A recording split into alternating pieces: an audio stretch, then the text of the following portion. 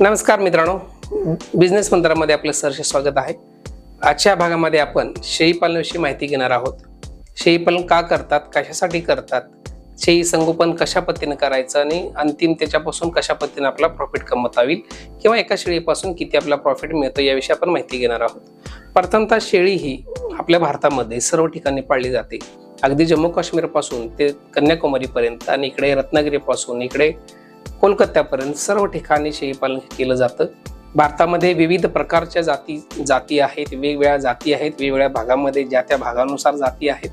जसं महाराष्ट्रामध्ये उस्मानाबादी आहे, राजस्थानमध्ये सिरोही आहे, यूपी मध्ये आहे बर्बरी आहे, त्याच्यानंतर बंगाल साईडला ब्लॅक बंगाल आहे। बाकी वेगवेगळ्या ठिकाणी वेगवेगळ्या ब्रीड्स पाळल्या जातात। राजस्थानमध्ये सर्वात जास्त हायेस्ट वेटिंग असणारी सोजत आहे, सिरोही आहे। त्याचबरोबर महाराष्ट्रामध्ये बऱ्याच ठिकाणी क्रॉसिंग करता बोअरचा नर वापरतात, त्याच्यापासून होणारे पिल्लं मटनला विक्री करतात मटणासाठी, कारण कमी वेळेमध्ये जास्त त्याचं वेट गेन मिळतं म्हणून बोअर वापरतात नर, खास करून लोकल शेळ्यांसाठी। अशा वेगवेगळ्या भागामध्ये वेगवेगळ्या पद्धतीचं शेळी पालन केलं जातं। तर शेळी पालन करण्याचा मुख्य उद्देश म्हणजे फक्त आणि फक्त मटण आहे। शेळी पालनातून जेही उत्पन्न मिळतं ते मटणाची विक्री करून, म्हणजेच त्याची होणारी पिल्लं बाजारात नेऊन त्याच्यापासून पैसे मिळतात, तर त्यापासून मेन हा उत्पन्न आहे। आणि खाटीक लोकांना बोकड कट करून ग्राहकांना विकून ते पैसे मिळतात। अशा पद्धतीने हे उत्पन्न शेळीच्या माध्यमातून मिळत असताना हेच एक बेसिक गणित धरून शेळी पालन केले जातं।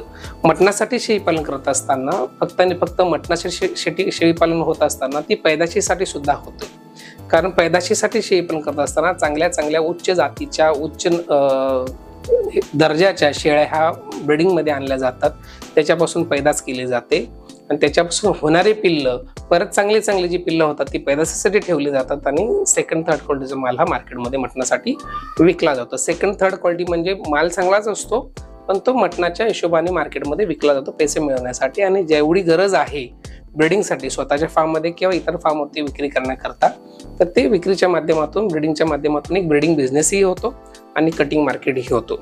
ऑब्विसली मूळ उद्देश तर हा मटणच आहे, ठीक आहे, हे लक्षात घेतलं पाहिजे। तर साधारणतः शेळी पालन कोण करतं? आतापर्यंत जे पारंपरिक शेळी पालक आहेत, जे फिरून चारून जे शेळी पालन करायचे ते करायचे, पण आता आजकाल काय व्हायला लागलंय मित्रांनो, आजकाल क्षेत्र कमी व्हायला लागले, जंगलं कमी व्हायला लागलेत, शहरीकरण जास्त व्हायला लागले। भारताची लोकसंख्या आता जगातली सर्वात मोठी लोकसंख्या आहे, खूप मोठ्या प्रमाणामध्ये लोकसंख्या भारतामध्ये वाढलेली आहे, तशी ती एक गरज पण मटणाची वाढलेली आहे। तुमच्या लक्षात येते बघा मित्रांनो, 2019-20ला जेव्हा लॉकडाऊन होतो त्या काळामध्ये मटण 400 ते 450 रुपये किलो होतं आणि आज मटण 750-800 रुपये किलो आहे। त्यामुळे इतकी ट्रिमेंडस याच्यामध्ये ग्रोथ झालेली आहे खाण्यापिण्यामध्ये, मटणांमध्ये। मग जास्तीत जास्त लोक शाकाहारापासून मांसाहाराकडे वळालेली आहेत, ठीक आहे। तर खूप लोक याच्यामध्ये आलेली आहे, म्हणजे ही गरज ओळखली पाहिजे मित्रांनो। जास्तीत जास्त लोक जी आहे हे बॉयलर चिकन पासून परावृत्त होऊन हे मटणावरती आलेले आहेत। देशी कोंबडीला आजही तितकीच मागणी आहे आणि बोकडाच्या मटणाला किंवा मेंढीच्या मटणाला कुठलाही पर्याय भारतामध्ये उपलब्ध नाही। किती कोणीही काही इमोपालन आणलं, हे पण आणलं, ते पण आणलं, पण कुठंही काही सक्सेस झालेलं नाहीये। पण शेळी पालन हा विषय असा आहे की तो दिवसेंदिवस वाढत आहे आणि तो वाढतच राहणार आहे। भारतामधून आखाती देशामध्ये मोठ्या प्रमाणामध्ये एक्सपोर्ट सुद्धा होतो शेळ्यांचा, जिवंत पण होतात आणि कट होऊन सुद्धा एक्सपोर्ट होतात, म्हणजे इतकं याला प्रचंड मार्केट आहे। हाच अभ्यास करून जे नव उद्योजक आहेत, जे खेड्यातून शहरात गेलेले आहेत आणि शहरातून त्यांना परत खेड्यामध्ये यायचं आहे, खेड्याकडे वळा हा जो कन्सेप्ट आहे, तो काहीतरी धंदा असल्याशिवाय किंवा धंदा पाणी असल्याशिवाय नोकरी सोडून कोणी येणार नाही। बऱ्याच लोकांना असं वाटतं की नोकरी सोडून मी काही धंदा पाणी करावं, माझी इतकी शेती आहे तितकी शेती आहे, तर ते शेळी पालनाकडे वळताना दिसून येत आहेत। पोल्ट्री फार्मकडे तर वळतातच आहे, पण मॅक्झिमम प्रॉफिट कमवून देणारा हा बिझनेस आणि मार्केट स्वतःच्या हातामध्ये आहे। हे शेळी पालनाचं मार्केट स्वतःच्या हातामध्ये आहे। आपण पाहिजे त्या वेळेला विक्री करू शकतो, पाहिजे त्या किमतीमध्ये आपण विक्री करू शकतो, योग्य किंमत आली तर आपला माल विक्री करू शकतो। ह्या गोष्टी बऱ्याचशाच इथं आहेत। कुठल्याही प्रकारचा इन्कम टॅक्स याच्यामध्ये नाही, कारण शेती रिलेटेड हा धंदा आहे।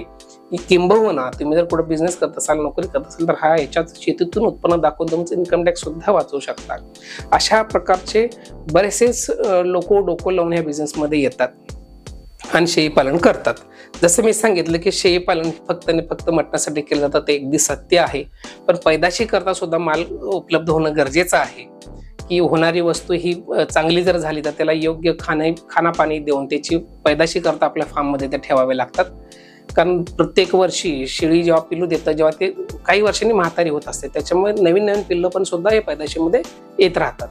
तर पैदाशी करता शेळी पालन, मटणासाठी शेळी पालन हे ऑब्व्हियसली केलं जातं. प्राथमिक माहिती घेत असताना आपण काही जास्त माहिती घेणार नाहीत. प्राथमिक माहिती घेत असताना समजा आपण एक 10 शेळ्यांचा जर प्रोजेक्ट चालू केला, तर 10 शेळी साधारणतः 1-1.5 लाखामध्ये 10 शेळ्या येतात, 50,000चा गोठा तयार झाला, असे 2 ते 2.5 लाख रुपयांमध्ये आपण आपला व्यवसाय चालू करू शकतो. तुम्ही म्हणत असाल की एक शेळी किती उत्पादन देते? आता लोकांचा प्रश्न असतो की उत्पादनावरती.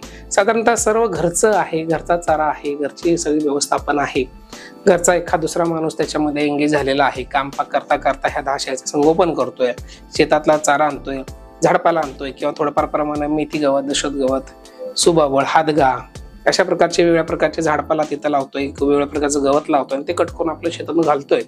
तर या गोष्टीमध्ये जेव्हा 10 शेळ्यांची जेव्हा त्यांनी जर सॉर्टिंग करून जर शेळ्या आणल्या असतील की पहिल्याच वेतामध्ये 1 किंवा 2 पिल्लं ते देतीच आहे, दुसऱ्या तिसऱ्या वेताच्या शेळ्या घेतल्या की त्या 2-3 पिल्लं कंपल्सरी देतात. एखादी मोठी शेळ्या जरी आणल्या तर 2 पिल्लं त्याच्यापासून मिळतात. योग्य व्यवस्थापन असेल, पिल्लाची मरतूक जर नाही झाली, शेळ्या चांगल्या जर जातीच्या असतील, दुधाळ शेळ्या असतील, त्यांचा बांधावरे मजबूत असेल, अशा शेळ्या जर तुम्ही आणला असेल तर त्याची साधारणतः 10 शेळ्यापासून 20 पिल्लं होतात. आणि बाजारात 6 महिने ठेवून एक 25 किलोची विक्री जर केली तर साधारणतः 7,500-8 हजारला एखादं बोकड ते जाऊ शकतं. साधारणतः 8,000 जरी पकडलं तर साधारणतः 20 शेळ्यापासून 20 पिल्लांपासून 8 दुनी 16, 1,60,000 उत्पन्न भेटतं. एक साधारणतः वर्षी 60,000 जरी खर्च झाला, सगळं घरचं संगोपन असेल तर एवढं खर्च होत नाहीये. 25-30 हजार खर्च भरपूर झाला, पण समजाच की 60,000 खर्च झाला तर 1 लाख रुपये शिल्लक राहतात. म्हणजे तुम्हाला 10 शेळ्यापासून 1 लाख रुपये उत्पन्न हे 100% शिल्लक राहतं. सगळं घरनं करायचं आहे, चारा कुठलाही विकतचा आणायचा नाहीये. मी 60,000 जो खर्च सांगितला तो औषध, त्याच्यानंतर जे दाणे आपण देतो त्यांना, गहू देतो किंवा हरभरा देतो किंवा मका देतो, हे सगळं मिश्र प्रमाणामध्ये ज्याचा आपण त्यांना वेट गेनसाठी चारा देतो, खुराक देतो, त्याचा हा खर्च आहे 60,000.